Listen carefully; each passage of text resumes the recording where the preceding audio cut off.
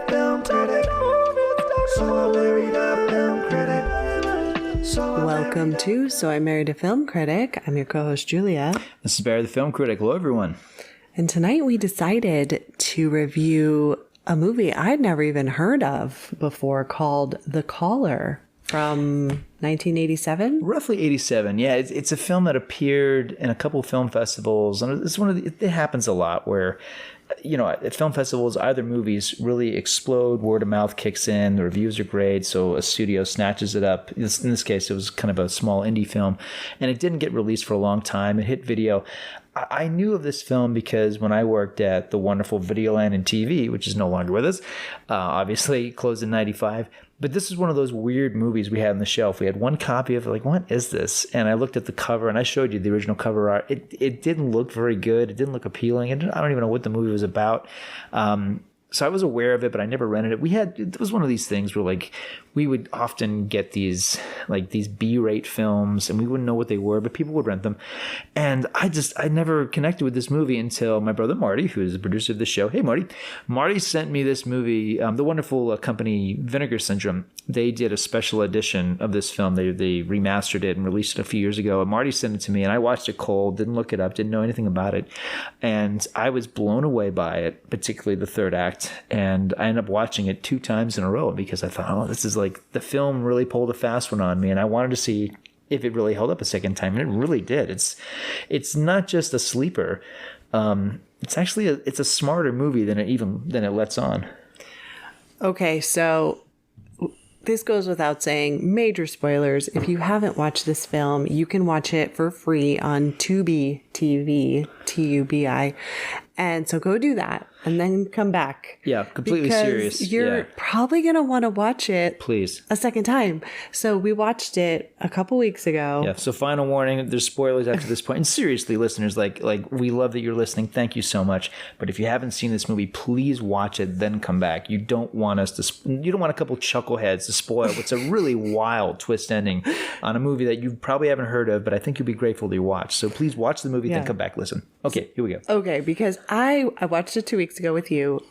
Blown away, loved it, and then watched it again today, and I was like, oh my gosh, this is nuts. Yeah. So, all right, we'll get into it because this movie, way ahead of its time. Yeah.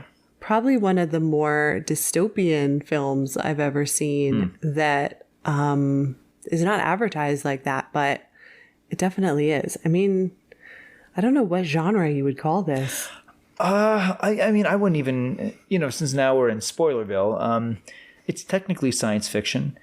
They advertised it like it was horror or erotic horror. I would just say it's a psychological drama. I would play it safe. Okay, so our movie opens up with a photo of a woman, and it's on the ground, and then just an axe looking like it's going to chop this photograph, but we don't actually see the axe go into the photo. So a little bit sinister here.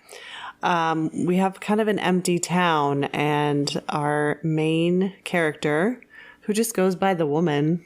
Yeah, that's how she's listed in the credits. Yeah. She's played by wonderful Madeline Smith. One of my favorite things about my favorite Chevy Chase movie, Funny Farm. Yeah. She plays his wife in that movie. Which we should do Funny Farm. Definitely. I love that movie. I love it. Yeah, let's do it. Okay, so she leaves the grocery store and she's kind of, walking around this like sleepy town. There's literally nobody around. She gets gas and somebody's watching her. There's a payphone. There's no one at the gas station. She's kind of like, anybody here? Hello. She's all cheerful and upbeat. Yeah. Which is strange. And she just leaves the money on the pump and is like, well, bye. So a man comes and takes the money. Then we see her driving her car through the woods, and she finds a car that's wrecked. So she stops. She investigates. She keeps saying, hello. Hello. She's looking around, is anybody around? She doesn't see anybody. So she's inspecting this car that just crashed, and it's all mangled. And she goes into the glove compartment and finds like doll pieces that have been taken apart, like a baby doll. So that's creepy. And she just kind of like closes it back up and gets back in her car. She drives home. She lives in a cabin in these woods. She parks her car. She pulls a box out of her trunk. It's like a hat box that appears to have blood coming out of the bottom. Yeah. Mm-hmm. And the camera really lingers on this detail of like the dripping red falling on the stairs. I mean, it's little sinister. Good idea what's in there. And that's pretty... It's because the film just does not, for the longest time, does not let us know what's in that box. Yeah, so we don't know what's going on. All right, so this woman, she gets on her exercise bike. I mean, she is sweating hard. She's really pushing herself. It's night. She's like a one-woman spin class. Yeah. This is like Peloton before Peloton. And I'm telling you, I don't even think the Peloton people were sweating this much. So... now it's nighttime. Someone finds her house. So we're watching. She's getting ready for something. And every so often, the camera goes outside the house and we see that there's a presence there. We don't know who it is. Yeah. There's photos on the wall. Shows her wedding. Shows her with her daughter. Mm-hmm. She's in the shower. She keeps looking around. Like she kind of puts her head out the curtain. Like what's going on? She's drying off. Someone is looking into her window and she's like, who's there? I mean, it's very strange. It's very slasher movie, the setup. You think the film is heading in that direction. Yeah. She makes a phone call to speak with Allison and she says, are they treating you like a human being? Are you eating 3 meals a day? It's going to be fine this time. You're going to be proud of mommy, what mommy's going to do. Remember, I love you. Very strange. And initially it doesn't sound... And I'm like, is this a real conversation? Like, did she actually call Allison? I still don't know the answer to that question. Mm-hmm. I don't know if she actually talked to her daughter because she's just kind of like acting strange. And we don't even know how old Allison is at this point. Like, we saw pictures on a wall, but like, I don't know how old those pictures are. Yes. So... a man tries the doorknob outside. So again, we're like, okay, slasher murderer guy is that probably outside. She's cooking dinner. Then she discovers that her car has a flat tire. So that's a bummer. There's glass on the ground. Then the man is in her garage, steals her car keys. So the man knocks on the door and she says, at last. Which is, okay, a little bit, I mean, I guess it makes sense either way you look at it. Yeah, we'll talk about how it all adds up at the end. It actually all does. Yeah. Well, But yeah, initially it's like, where is this going? What is it? Everything feels very odd. It really does. And even the performance, because we know that she can act. Madeline Smith is great. But yeah, seeing her in this is like, there's something off about her performance too initially. There's something really off. So the person at the door is not who she expects. It's the Malcolm McDowell. Yeah. Yeah. And he plays the caller. The caller. That's how it's listed in the end credits. Yeah. So we'll just call him the caller. The caller, I guess. So he's like, oh, sorry to disturb you, but my car broke down in the woods and I'd really like to use your phone to call a tow truck. So, there's a storm coming. She's cold. And he says, I don't feel the cold, which I thought was so strange the first time I watched it. Yeah. And I was like, what a weird thing to say. Man, watching it the second time, you picked up all these cues. I did. That's awesome. I did. Because, like yourself, the first time watching, like, this is strange. Yeah. This is a very, because it becomes about just two people having a conversation. Yeah. So this whole evening is them having a conversation. And so she says stuff like, oh, because he says maybe they shouldn't have let me out, like running off the road. Like maybe they shouldn't have let me out. Yeah. I'm like, okay. Mm-hmm. And she keeps saying, oh, you're so polite. Did your mother teach you that? Did your mother teach you to be polite? Yeah. And I'm like, okay, does he have a mother? We don't know. Yeah. Okay. So he uses her phone to call Al's towing and he says it's busy and she wonders why he knew the number without looking it up. He says he looked it up at the car before he left. And he just is like, it's going to take like 15 minutes and, can he stay for that amount of time. And she's really like, I don't know. She's making dinner. She says her boyfriend's coming over. Like, I don't have a lot of time here. And he says he's been known to sit around for hours. Okay. I know it'll all make sense. Okay. So he says, it's not fair to disrupt your routine. And she says, unless you have no choice. So there's another clue to our puzzle. But he goes to wait outside. And then, I keep wondering, like, he keeps trying to leave the house and she keeps, like, telling him he can come back in. And I'm like, he is a stranger. What are you doing? So she goes to get him. The storm starts and something about trees being lightning rods. And she says, I don't want something to happen to you. And I'm like, what? They'll get electrocuted? Like, that sounds like it would be a danger for him. So he keeps asking her lots of questions about her life and about where she's been. Chime in anytime if you have anything to add. Well, the only thing I have to add is that, when he says he doesn't know, she rather is like, why in the world do you know the number for Alice Towing? And I'm thinking, well, that's an easy explanation. He probably has a great commercial jingle. It's Alice Towing, 555-7349. It's like, yeah, of course everybody knows Alice Towing. That can be explained so easily. Duh. Clearly, Malcolm McDowell, you belong here, so how dare she be so rude to him? That's so funny. Yeah, well, see, they're everything they say to each other, they're trying to, like, find something wrong with it. Some crumb of information. Yeah. And I gotta say, these actors, they're reading lines that are loaded, but they're doing it in a way that they're not tipping the hat to the audience without jumping to anything. This is how you do a murder mystery. When you're doing like Agatha Christie or whatever, I've seen this in stage plays where the actors, particularly the ones who are playing murderers, they have to play it in such a way that you read the line with character inflection, but you got to dial it back so you don't so the audience doesn't go, aha, so you don't tip it off. Yeah. He is the one. Yeah. Yeah. Malcolm McDowell and Madeline Smith they're doing something very special in this film. And it's what they're doing is a lot harder than it looks. Oh my gosh. Yeah. I mean, the first time I watched it,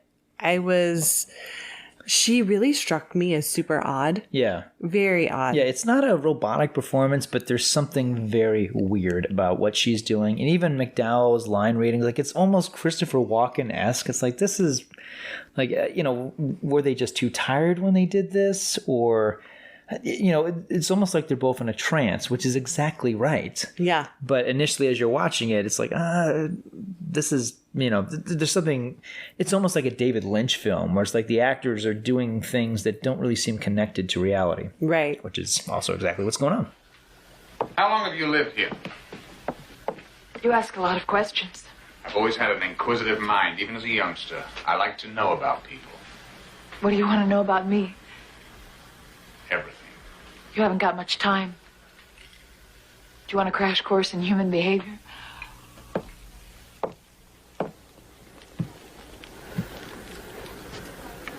Do you live here alone? My friend. Oh, yeah.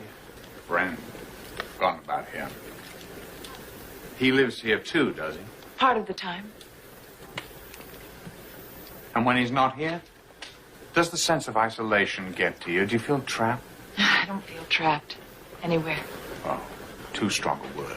I'll be leaving here very soon, actually. Will you? Yes.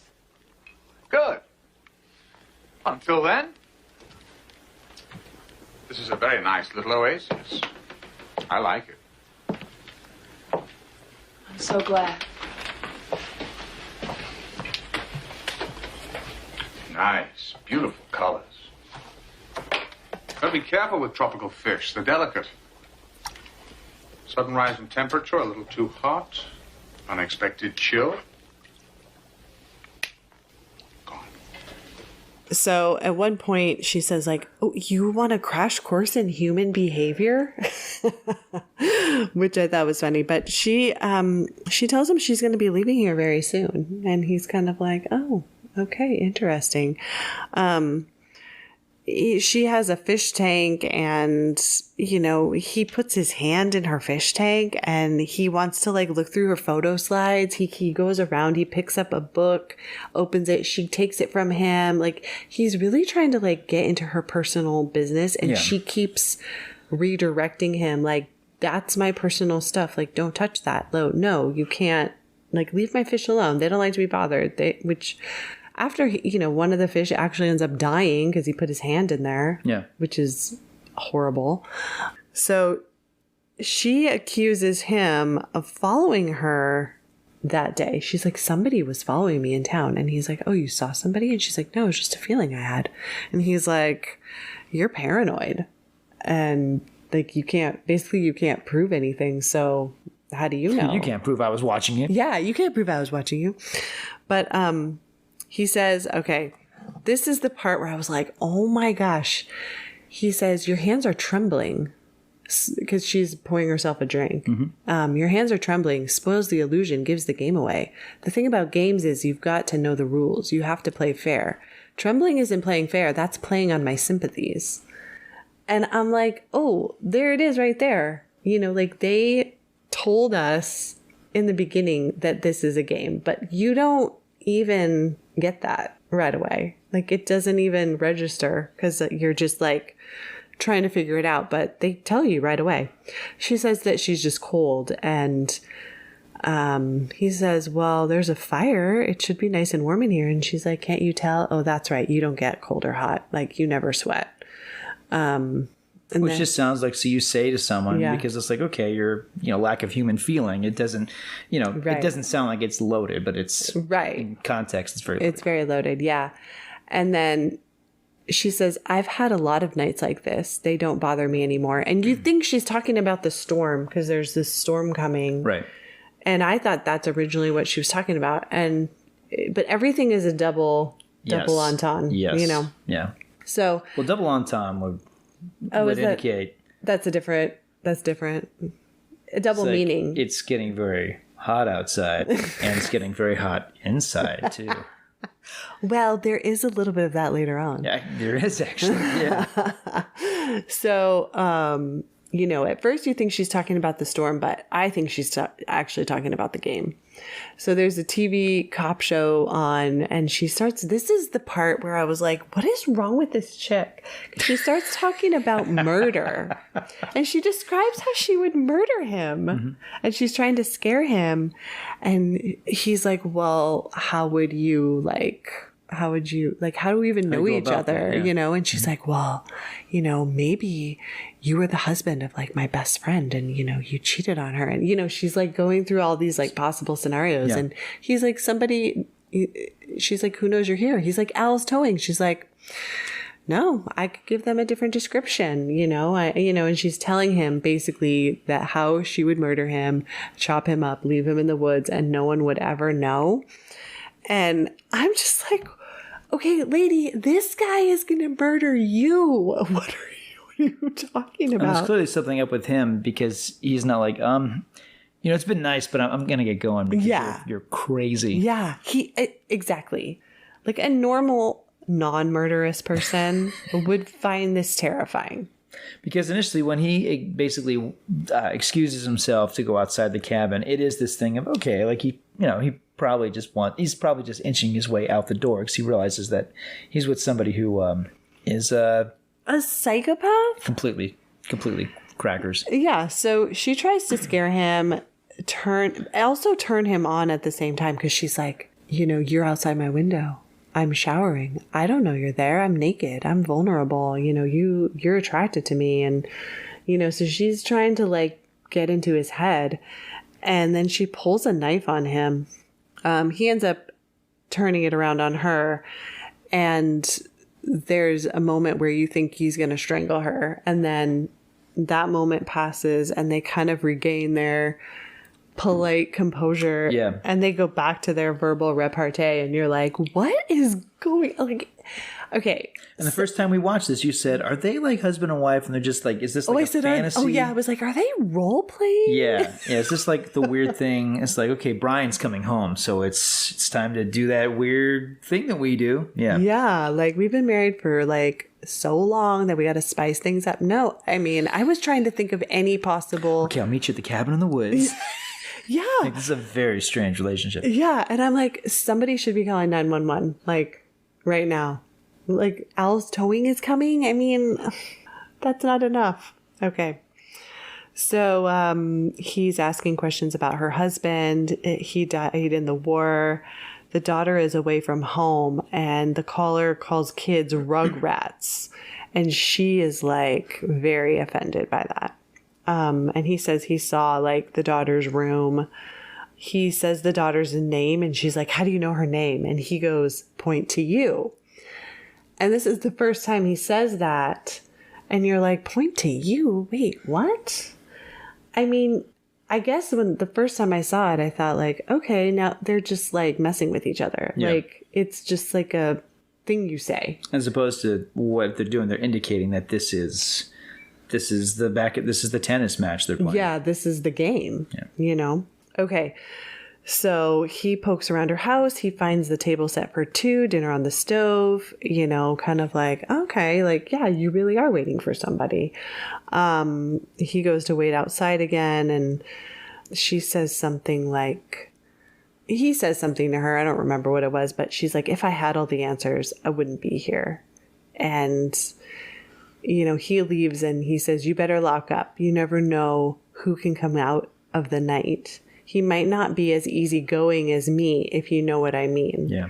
And I'm like, we don't. What does that yeah, mean? what does that Mr. mean? McDowell. Yeah, what does that mean? Like, at this point, I'm like, another murderer? Like, another, you know, yeah. So she, once he leaves the house, she runs to get her gun and finds that all the bullets are missing. Yeah. And he has them. He drops them on the ground like, well, took care of that. So, okay, the next day she's in town getting her dry cleaning, and he almost runs her over. And this is when I got so frustrated with this movie, because I'm like, wait, what? He's back? It surprised me that the film cut away from the night. It's like, oh, the next day, really? And now we're in the daytime, really? Yeah. I was. That was also something that puzzled me. Because I'm like, wait, nothing happens? Like, this isn't a movie that just takes place in one night? Yeah, which is exactly what I thought it was too. Yeah. So, And it's strange that suddenly this movie, that it's not claustrophobic, but there is tension within the confinement. So to open it up like that, it does, like, that's interesting. It does kind of like it's almost like the movie hits the reset button, which is also something it probably does on purpose to make a point about that. But also, it does kind of give the audience a break, because it's not a static film. Like, the movie is very well done, but I mean, excuse me, it is a single set film. It basically is two people in one location for 90% of the screen time. yeah, and I think it takes place in about 2.5 days or something. Yeah. But so she, you know, he almost hits her with his car. He offers her a ride. He has a loaner car. It's a 2-seater convertible. And she gets in the car, and I'm like, okay, rule number 1 about kidnappers, don't go to a second location. Yeah. We all know this, ladies, right? And so she just kind of like, okay, I guess I'm going on this ride with him. And just gets in this car, and he drives like a maniac up into the hills, finally screeches to a halt. And, you know, she's like, wow, I've never been up this high before. And you're thinking, like, what? Yeah. You've never driven up here? Like, it's not that far from where you live. He takes her photo, and then she's like, oh, well, let me get your photo. Here, you stand over here. And she positions him so she can get, you know, the view in the background. And at one point he's wearing a scarf, and he like holds his scarf up. I noticed the second time I watched, like, he holds the scarf up almost like he's trying to like block something. And she takes the film out of the camera and puts it in her pocket before giving him back the camera. Yeah. So, all right, now it's the evening again, and he comes back to her house again. They're very friendly at this point. And now, I mean, what did you think the first time you saw this? Well, I wondered if the exterior scenes were a way to just break up what could potentially be the monotony of the interior scenes. Because I don't find the movie monotonous, but I mean, I mean, look, the worst thing I could say about this movie, it feels like a film play. It really does. Right. So I wonder if it began that way, and the screenwriter Michael Sloan, who's the creator of The Equalizer, which is super cool. I wonder if Michael Sloan was like, okay, I can make this a film, but like it can't just be two people talking in a room. Like we have to make this more cinematic. We have to, break up. And it's also a way to throw the audience off because it really does feel like the movie's switching gears, even though it's not really switching gears. It's just giving us, it's giving them a different background. It's giving us different context to what they're doing. But no, the it's building really nicely. But I'm with you. I mean, I would have been okay with it being entirely in the house because that's really the gist of it. It's two people trying to talk their way out of a room, basically. Yeah, so she's developing the film in a red light, and she's looking at a building in the valley, and she's kind of like, she holds one of the photos and she's like, yes, like this is it. And she puts it in her drawer. Like, finally I have, more information. And you're like, what is that? What did she take a picture of? Yeah. She goes out into her living room and the caller is watching her photos. Like he's watching her slides on the screen. And she's like, what? You're just like, you don't even knock anymore, And he's like, well, I wanted to see the photo you took today. And she turns off the slideshow and she's like, these are my memories. Like, you don't get to like mess with my memories. And he says, the past is over. The future is what you should be thinking about. So I thought that was interesting. She, then the previous night she asked him like where his accent is from. And he says, London. And she talks about, she actually has been to London. And so she's like, oh, that reminds me of London. Something reminded her of it. And she's talking about like different places and he doesn't correct her. And she's like, you've never been to London. Like you would know that this place is not next to this place. And anybody who's been to London would know that. And he's like, well, maybe I'm a cop, And she's like, where's your badge? Like, what precinct are you with? And he says he needs to use her bathroom. She gets an axe and like puts it somewhere else. And then he goes into the daughter's room. And this part, when he's in the daughter's room, this is just, again, I was convinced that she was crazy. Yeah. I really was. Mm-hmm. I mean, they did such a good job concealing that, throwing us off. Yeah.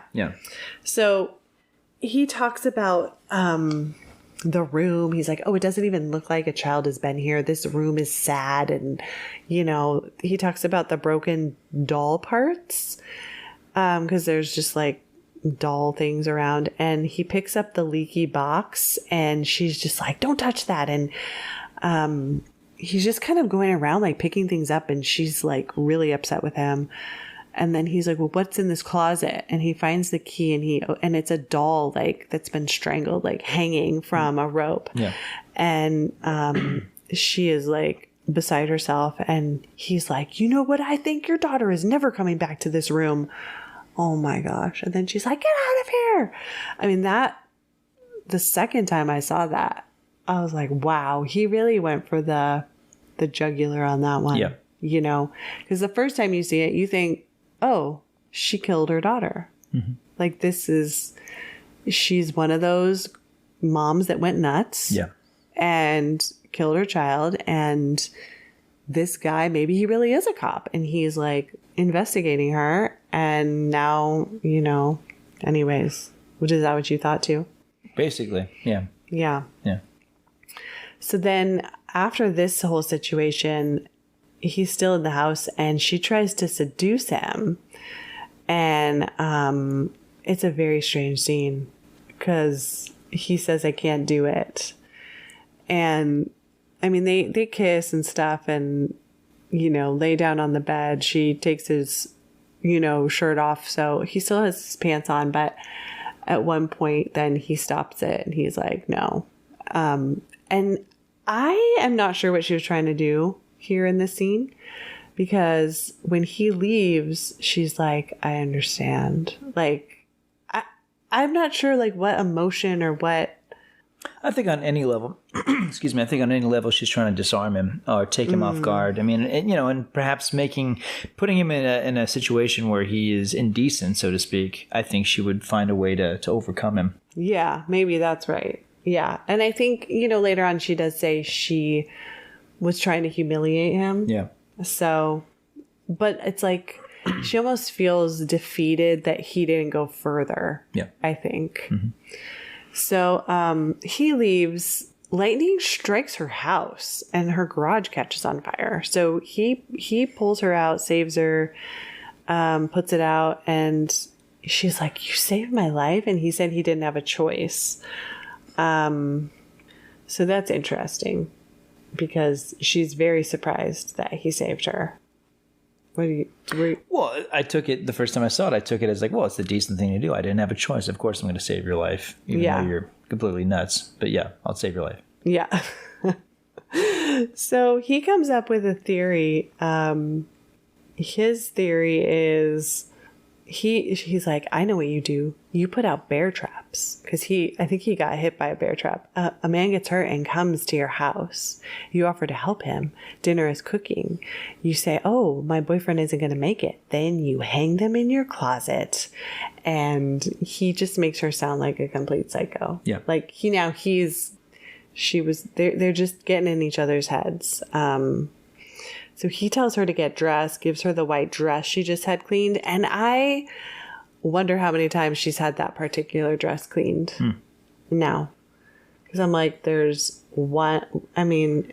Well, who's cleaning it too? Because there's only 2 people in this movie. Right. There's nobody in this town that we see. Yes. But I'm wondering if this dress is what she always wears at the end. Yeah, that's a good point. But she says, "You're going to die after he leaves." So she takes the axe and cuts down the door, and he's in the girls' room. And, that's when they sort of like have a tussle. The hat box falls over and we see that it's just a cake. Such a shock. The movie has lingered on the hat box for so long. It's like, oh no, I don't want to see the head. Oh, it's not a head in there at all. I'm genuinely surprised because then by this time the movie has it had red goo coming out of it. Like it's so sold. Yeah. Which he tasted and did not say what it tasted like. Yeah. So can he taste? Like, was he able to figure it out? Like, I don't know. But he accuses her of killing her husband, her boyfriend, and her daughter. And she's like, "I talked to my daughter last night." And he like drags her down the hallway to the phone. And then they realize the phone is dead. There's a wire that's been cut. And she's like, "You didn't talk to Al. You didn't talk to Al's towing. Like, you like faked that phone call." Yeah. And I'm wondering, like, so did she talk to Allison? Because she tells him, Allison. Oh, no. I did not even think of that. Yeah, what's up? What's that about? Yeah. Same number? Same 555 movie number? Oh, no. Okay. You're blowing my mind right now because this is crazy. So she says that she did talk to Allison and that he cut the wire after that. But I'm like, but did he? Like, has the wire been cut before? And it's just like a prop? Like, there's no one to call? I mean, I don't know. Is there a movie called The Caller where no one's actually calling anyone? Oh my gosh. At one point, he shoots an arrow next to her head with this bow and arrow thing. And then he just... As you do. And then he just like... She's like, "You could have killed me." And he's like, "I would have." And then he just leaves. Like, I would have if I wanted to, I could have. It's such a screwy game. Because at this point, it's like, okay, all right, this is a game of cat and mouse. This is a game of one-upmanship. But, like, this isn't like 9.5 weeks where they're, like, tasting stuff in a fridge. This is really strange and sick and weird. Yeah. If anything, at this point, I'm just thinking, okay, this is just a really screwy movie about 2 adults who are playing these head games. Yeah. Yeah. Okay, so the next day, she's running super fast through the woods, 4 minutes, 3 seconds. She's like, I can do better. And I'm like, do better for what? Like, what are you talking about? She finally tells him, like, because he's like, wow, you're really fast. You look great. You're a great runner. And she's like, stop watching me. Stop following me. Leave me alone. He says, if I do that, how are you going to win more points? And she says, if I see you again, I'll kill you. So And at this point, it's like, you waited this long to say that? I mean, you should have said that the first night you met this guy. And she just said it the day before. Yeah. So she's said it a couple times now. So then that night, she's on her porch in the white dress with running shoes. Now he's in her house and opens the door with wine and says, it's celebration time. You did well. I am proud of you. Yeah. And he's like, the photos were clever. They talk about the game. Like, they talk about what they're doing and the point system. And, oh my gosh. And again, it's like, because it's impossible to get ahead of this movie. It is. I mean, I defy anybody to figure this puzzle out before you get to the ending, because it is so out of left field. Yeah. I don't think it's a criticism, because I do think, we'll talk about how it all adds up, but it does. You can't see it coming. You can't see. It's not possible to see it coming, because what comes it's so bold. Yeah. I mean, I kept trying to make guesses when we watched it the first time. Yeah. I mean, what were you thinking of my guesses? You're probably just like, I thought that No, they're too. great. And I was not going to, me, I mean, I would never want to ruin an ending like this for you, because it's too good. So they're talking about what is worth how many points. Everything she did. Like, for example, she said, she's like, oh, I found the doll in your glove box. Just every time she kind of like found a contradiction, like, how did you know my husband's name? How did you know my daughter's name? I never told you that. Like, stuff that he would just say that she had never told him. And she says at some point in the conversation, try being locked up for 2 years and see what it does to you. Oh, that's right. It wouldn't. Or would it? And I'm thinking like, yeah, like, if he was locked up for 2 years, would he like go crazy? I don't know. But he basically is like, she's going to play this game a long, long time. And it's like, okay, what does this mean? Yeah. So she's like, well, how many points do I have? 49. She needs 50 points. And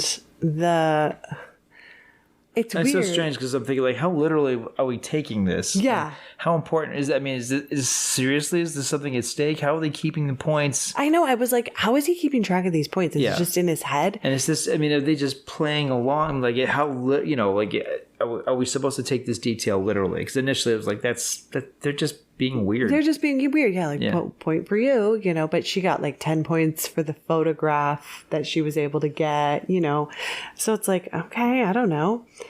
So then he tells her to open up the refrigerator. And this is when, again, it gets even weirder. But he says before that, like, it's probably a mistake to let him come stay with you 5 nights a month or something.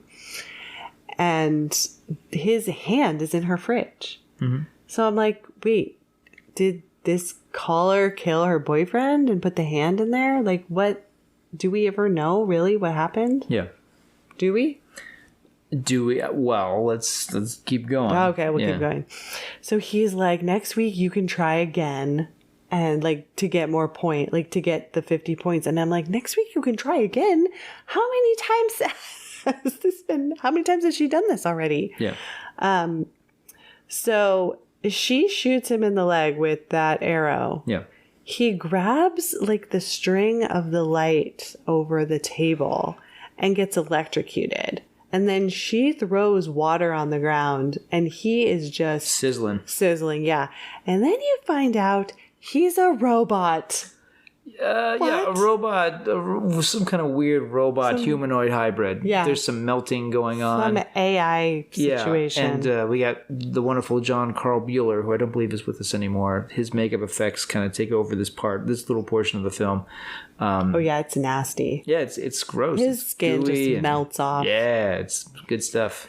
So she starts asking him questions like, how many how many are out there? And he says, thousands of parents separated from their children. It's part of the experiment. Observe the parents, retrain the children. We find out her daughter is 6 miles away, but there's a force field. He says she won't make it. He says she'll never escape. They'll kill you all. So he kind of... He lays it out. Yeah. But at the same time, it's like, is that really what's going on? Yeah, we don't know. Even with the reveal, it's like, is because... yeah. Well, we know... The first time I saw it, I thought, like, okay, is this really what's happening? Because that's bananas. And then what proceeds to happen is she runs outside into the woods. It's very stylized, the way it's shot, even with some very obvious, like, backlighting and such. It's very nightmarish, I think very effectively staged. And she's running for her life. Well, and she's supposed to, what? It takes 4 minutes to get, like, from her house to where the force field would start, and she has, like, at certain times the force field goes off, and she's hearing her daughter in the woods. Yeah, she's like, mommy, no, over here. Yeah. And turns a corner. She gets confused. She turns around. She goes back. She doesn't know which way to go. Yeah. So she runs into the caller again. It's crazy, yeah, because all of a sudden here's another Malcolm McDowell, all fresh and ready for around 78 or whatever this is. She's like, how many? And he's like, callers? As many as they need. And she just has a full breakdown there in the woods. Yeah. And he's like, let me take you back to the beginning. And she's like, I can't. You know, like, I can't imagine. She just has to, like, do this psychological torture, like, every week to earn points to what? Get to see her daughter, to escape? If it's just a game, even if she got 50 points, would she actually get to see her? Like, who's calculating the points? If it's the caller, she's never going to win. So the last scene, there's a police car at her house, and the caller comes to her house as a sheriff. And she just opens the door. She's like, I've been expecting you. You're like, okay, they're going to do it for the 100th time? Yeah. You know? Mm-hmm. Probably the 100th time. If she's been doing this once a week for 2 years, I mean... It's one of the wildest twist endings I've ever seen. Because, again, it's a two-hander of two actors back and forth. And, you know, it's not that I don't think the film is boring at all, but it does have, like, this really weird rhythm to it. It's fascinating because it's Malcolm McDowell and Madeline Smith, and they're giving these performances that seem detached. They seem almost like they're in some kind of hypnotic trance. It's really not clear where the film is going. It is this game of one-upmanship, but it is almost like a film where it's like, okay, it has to end where she just kills him or he kills her, and then that's going to be it. And instead, it knocks you over with this crazy aspect of science fiction.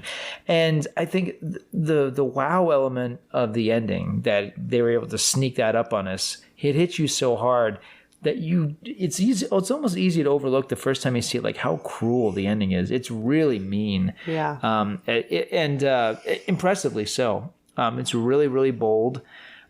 Some of us said, like, oh, this would work better as an episode of The Twilight Zone. No, I disagree. I think Rod Serling would have loved this, but I do think that, for one thing, I mean, I think the subtext here, I mean, it's about an abusive relationship. You know, I think if you're going to look at what this movie is really about, I mean, it's about... Oh, that's good. Well, yeah, it's about this cyclical relationship, you know, where it's a game where, you know, it's like you win, but there's no winning this game if you're stuck with someone, you know, and you feel isolated, you feel trapped, you feel alone. I mean, I do feel like this is a movie that wants you to be aware if you're in a relationship like this, if it feels this way. So do you think this is the first time in 2 years she's ever killed him? This is the thing that's tricky for me. And it's not that I really like this movie so much, but I think it's kind of a problem, kind of is and isn't, but like, I don't know. The movie never tells you where reality begins and the game starts, you know, where reality ends when the game starts. That's what I mean.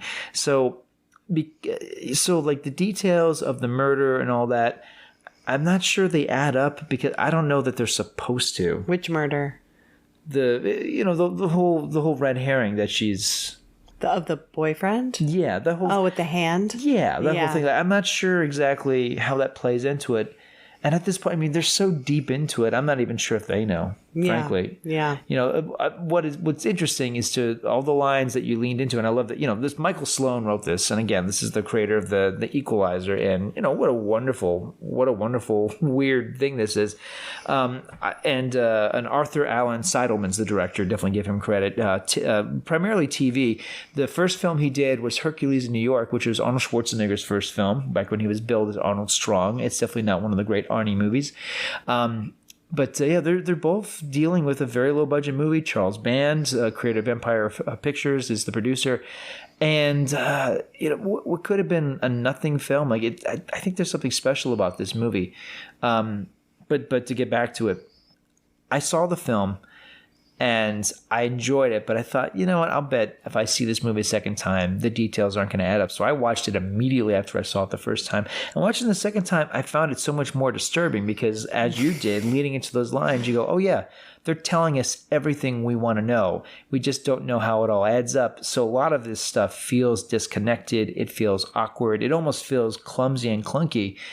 But if you know what the ending is, this movie is telling you everything. You just don't know how it all connects until you see how it connects. And you go, oh, actually, as far as like science fiction goes, it's a movie of ideas. And the idea is really cruel. But again, it's like the subtext here. I mean, this caller will not allow her to see her daughter. She has to tend to his needs. He is invasive. He is relentless. He is psychologically and physically harming her. Like, I do feel like this is a movie saying, like, look, if you, male or female, if you're in a relationship that feels like this, you need to get out. Mm-hmm.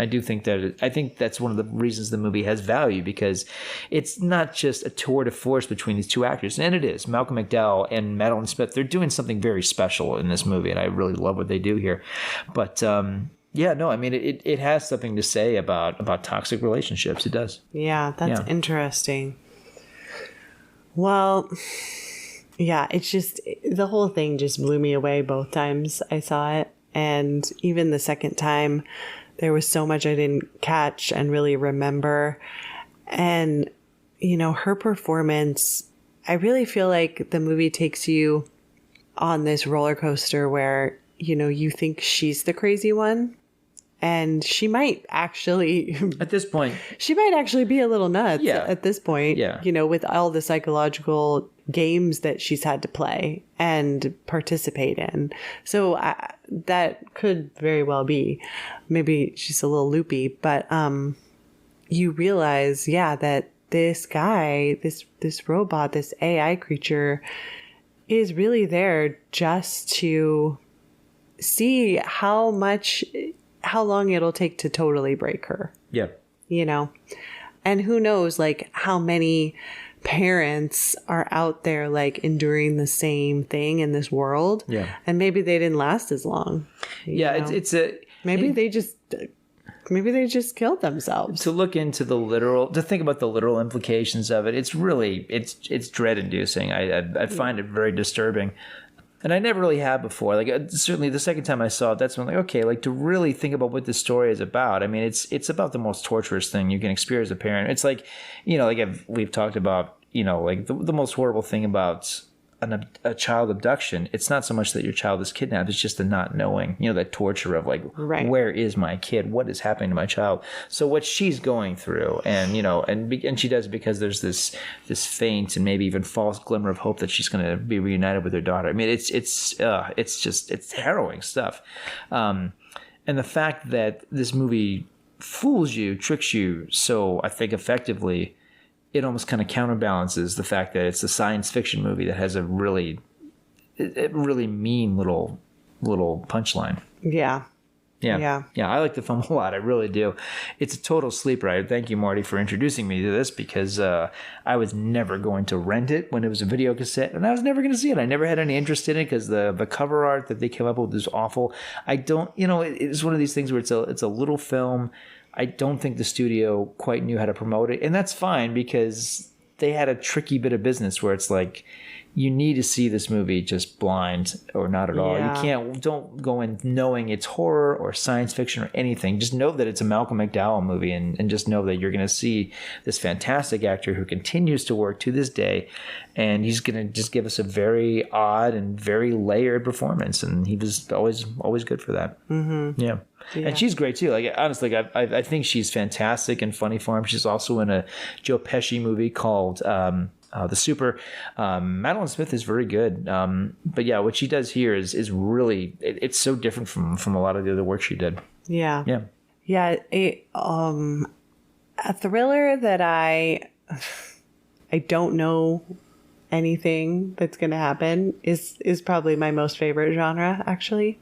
So a mystery with a twist that's not super gory, but it reminds me of when we watched Sudden Fear, which is another one of your brother's recommendations. Yeah. A movie like these two are just like a ride, Well, like, I mean, I used the term before, like, if I can't get ahead of it, Yes. any movie where, and look, there's lots of movies that fool me. I'm not that good as a puzzle solver necessarily when it comes to murder mysteries or thrillers, but like this movie especially, it's like, oh man, because like the rhythm of the film, you kind of fall into the rhythm of it. It's back and forth. It's a conversation piece, and then suddenly it's not, and you go, oh my gosh, I can't believe it's actually been this the whole way through. And that's kind of the genius of it. This movie has been doing its world building in front of you, and you didn't even realize it. That's really saying something, because this is perhaps not one of the greatest science fiction films ever made,